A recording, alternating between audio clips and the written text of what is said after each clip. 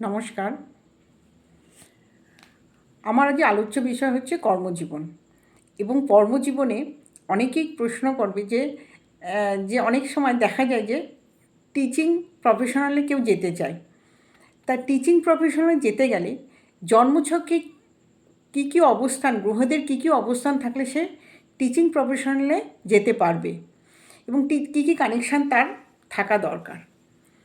অবশ্যভাবে আমরা টিচিং প্রফেশনালে যেতে গেলে বা সেখানে কিন্তু বৃহস্পতিকে অবশ্যভাবে আমাদের দেখা দরকার। তার সঙ্গে যে ঘরগুলো কানেকশান থাকা দরকার, যেরকম ষষ্ঠ থেকে আমরা চাকরি বিচার করি, আর দশম ভাব থেকে আমরা টোটাল কর্মটা বিচার করে থাকি।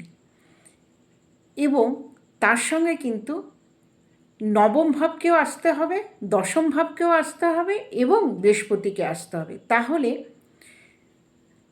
আর চতুর্থ হচ্ছে শিক্ষা স্থানের মালিক, শিক্ষা বিদ্যাস্থানের মালিক। তাহলে চতুর্থ, ষষ্ঠ, নবম, দশম এবং বৃহস্পতি, এই কানেকশানটি যদি থাকে জন্মছকে, অবশ্যইভাবে একজন জাতক জাতিকা কিন্তু টিচিং প্রফেশনালে আসতে পারবে।